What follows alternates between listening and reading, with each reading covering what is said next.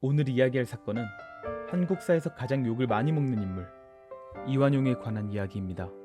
이완용, 이 사람은 처음부터 친일파가 아니었습니다. 한때는 독립협회 회장까지 했고 독립문 건립에도 앞장섰고 일본을 견제하려고 미국과 손을 잡으려 했던 인물이었습니다. 그런데 그런 사람이 어떻게 나라를 일본에 넘기는 문서에 서명하고 의병을 탄압하고 3.1운동을 진압하는 방법까지 일본에 제안하는 사람이 되었을까요?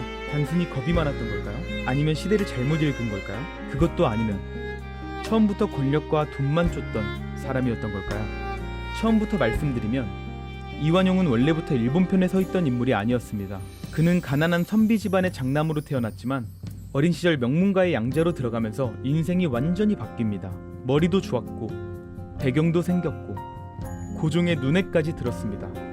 과거에 급제한 뒤 빠르게 출세했고 왕의 총애를 받으며 중앙정계의 핵심으로 올라섭니다. 여기까지만 보면 그는 조선을 이끌 엘리트 관료처럼 보였습니다.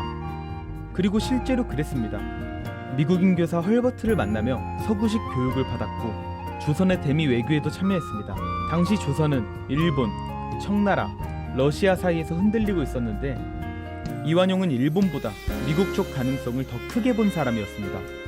을미사변으로 명성황후가 시해됐을 때도 그는 일본 세력을 피해 미국 공사관으로 들어갔고 고종이 러시아 공사관으로 피신한 아관파천 과정에서도 중요한 역할을 했습니다. 지금 우리가 아는 이완용의 이미지와는 완전히 다르죠.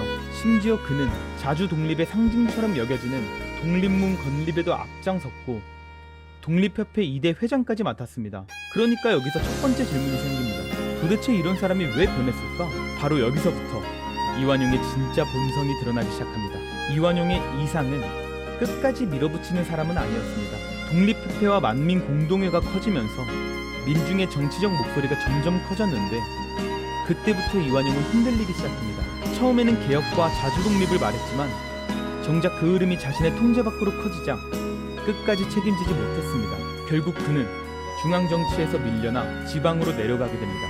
이게 중요합니다. 이완용은 나라를 위해 모든 걸 거는 타입이 아니라 자기 위치가 흔들리는 순간 가장 먼저 계산기를 두드리는 사람이었다는 겁니다. 한마디로 말하면 신념보다 생존, 명분보다 자리, 국가보다 자기 자신이 더 중요했던 사람. 그리고 이 성향은 곧 조선을 파멸로 끌고 가는 결정으로 이어집니다. 그 결정적인 사건이 바로 러일 전쟁입니다. 조선은 그동안 러시아나 미국을 끌어들여 일본을 견제하려 했습니다. 고종도 그랬고 이완용도 그 흐름 안에 있었습니다. 그런데 전쟁 결과가 어떻게 됐습니까? 일본이 이겼습니다. 이 한 번의 승리로 동아시아 질서가 완전히 바뀝니다. 조선이 기대하던 러시아는 밀려났고 미국도 조선을 지켜주지 않았습니다. 오히려 미국은 필리핀을 보장받는 대신 일본의 한반도 지배를 인정하는 쪽으로 움직였습니다. 이 시점에서 이완용도 깨달았을 겁니다. 이제 미국도 안 된다. 러시아도 안 된다. 남은 건 일본뿐이다. 문제는 여기서 어떤 선택을 하느냐였죠. 나라를 위해 끝까지 버틸 것인가 아니면 이미 강해진 일본에 붙어서 살아남을 것인가. 이완용은 두 번째를 택했습니다. 그리고 그 순간부터 그는 더 이상 흔들리는 관료가 아니라 의식적으로 매국의 길을 선택한 정치인이 됩니다. 1905년 이토 히로부미가 조선의 외교권을 빼앗기 위해 서울로 옵니다. 바로 그날 대한제국의 운명을 가를 결정적인 자리가 열립니다. 대신들은 대부분 반대했습니다. 나라의 외교권을 일본에 넘기는 건 사실상 주권을 내주는 것이었으니까요. 그런데 그 자리에서 이완용은 다른 말을 합니다. 국력이 약한 우리가 일본의 요구를 거절할 수 없다. 감정적으로 맞설 게 아니라 받아들이는 게 낫다. 이게 바로 대한제국의 외교권을 빼앗긴 을사조약의 핵심 논리였습니다. 힘이 없으니 어쩔 수 없다는 것. 듣기엔 그럴싸하죠. 하지만 진짜 소름 돋는 건 그 다음입니다. 백성들은 분노했고 이완용 집으로 몰려갔고 을사오적이라는 말까지 나왔습니다. 그런데 이완용은 억울하다고 항변합니다. 외교권을 잠시 맡긴 것뿐이다. 나중에 힘을 키워 되찾아오면 된다. 이 말 어떻게 들리십니까?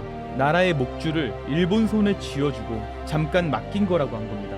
그런데 결과는 어땠습니까? 정말 되찾았나요? 아니죠. 불과 몇 년 뒤 조선은 외교권만이 아니라 통치권 자체를 잃습니다. 그러니까 이완용은 몰랐던 사람이 아닙니다. 속았던 사람도 아닙니다. 알면서도 자기 자리를 지키기 위해 그 길에 올라탄 겁니다. 하지만 여기서 끝이 아닙니다. 많은 사람들이 이완용을 그냥 시대에 굴복한 사람 정도로 생각하는데 그건 너무 약한 표현입니다. 이완용은 단순 협력자가 아니었습니다. 적극적인 앞잡이였습니다. 1907년 군대가 해산되자 전국에서 의병이 일어났습니다. 나라를 빼앗기지 않으려고 목숨 걸고 싸운 사람들이죠. 그런데 이완용은 그 의병들을 토벌하는 쪽에 섰습니다. 조선인 헌병 보조원 제도까지 만들어 의병 진압에 활용했고 의병장 허위를 엄벌해야 한다고 성소까지 올립니다. 나라를 지키려는 사람들을 오히려 처벌해야 한다고 주장한 겁니다. 여기서 이제 분명해집니다. 그는 더 이상 현실에 떠밀린 사람이 아니라 일본 통치를 조선에 뿌리내리게 하는데 직접 기여한 인물이었다는 것. 그리고 이 선택은 1910년 한일 병합으로 이어집니다. 그는 결국 조선을 일본에 완전히 넘기는 문서에도 서명합니다. 외교권만 잠시 맡긴다던 사람이 이제는 나라 전체를 넘기는데 이름을 올린 겁니다. 이쯤 되면 변명은 끝났죠. 그런데도 아직 끝이 아닙니다.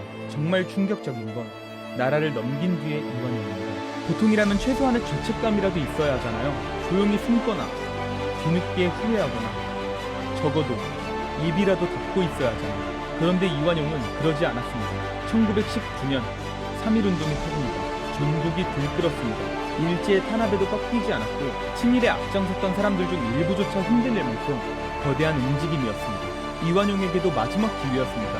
그 순간이라면 돌아설 수도 있었습니다. 그런데 그는 또 반대로 갑니다. 독립운동을 진압하려면 조선인과 일본인을 동화시켜야 한다. 조선인들에게 일본어를 더 보급해야 한다. 이런 내용의 편지를 씁니다. 진짜 끔찍한 건 이 사람이 나라를 편대서 끝난 게 아니라는 겁니다. 그는 식민지 통치를 어떻게 더 안정적으로 굴릴지까지 고민한 사람이었습니다.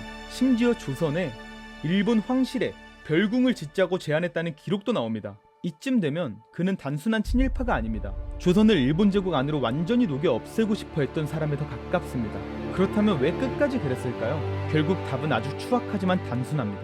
권력과 돈. 이완용은 일본에 협력한 대가로 백작, 후작 같은 자귀를 받았고 엄청난 재산도 챙겼습니다. 조사된 토지 규모만 해도 막대했고 일본으로부터 받은 은사금 역시 거액이었습니다. 한일 병합 뒤 받은 돈, 각종 조약 협력의 대가로 챙긴 재산, 당시 기준으로도 엄청난 부였습니다. 누군가는 나라를 위해 목숨을 버렸고 누군가는 감옥으로 갔고 누군가는 총칼 앞에서 죽었는데 이완용은 그 반대편에서 나라를 넘긴 대가와 부와 특권을 누린 겁니다. 그러니까 그는 단지 겁 많은 정치인이 아니었습니다. 매국으로 이익을 본 사람. 이게 더 정확합니다. 그래서 그를 향한 분노는 끝나지 않았습니다.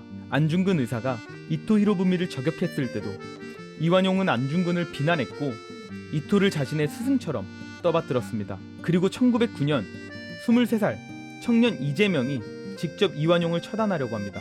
암살은 실패했지만 이재명 의사는 재판장에서 이완용의 죄를 똑바로 말합니다. 외교권을 넘긴 죄, 고종을 몰아낸 죄, 군대를 해산시킨 죄, 한일 병합을 추진한 죄, 그리고 무엇보다 끝까지 반성하지 않은 죄. 이게 제일 큽니다. 사람은 잘못할 수 있습니다. 시대를 잘못 읽을 수도 있습니다. 하지만 이완용은 자신이 무슨 짓을 했는지 알면서도 멈추지 않았고 끝내 잘못을 인정하지도 않았습니다. 그래서 역사 속에서 그의 이름은 단순한 실패자가 아니라 가장 부끄러운 이름으로 남게 된 겁니다. 이완용은 처음부터 친일파였던 인물이 아닙니다. 한때는 독립을 말했고 개혁을 외쳤고 독립문 건립에도 앞장섰습니다. 그런데 그는 나라가 아니라 자기 자신을 택했습니다. 신념보다 현실, 현실보다 출세, 출세보다 더 큰 욕망. 그 끝이 바로 을사조약이었고 한일 병합이었고 조선의 식민지화였습니다. 결국 이완용은 나라를 몰라서 판 사람이 아닙니다. 알면서 판 사람. 그리고 그 대가를 누구보다 크게 누린 사람. 그래서 우리는 지금도 그를 단순한 친일파가 아니라 매국노의 상징으로 기억하는 겁니다. 역사는 늘 비슷한 질문을 던집니다. 나라가 흔들릴 때 사람은 무엇을 지키는가?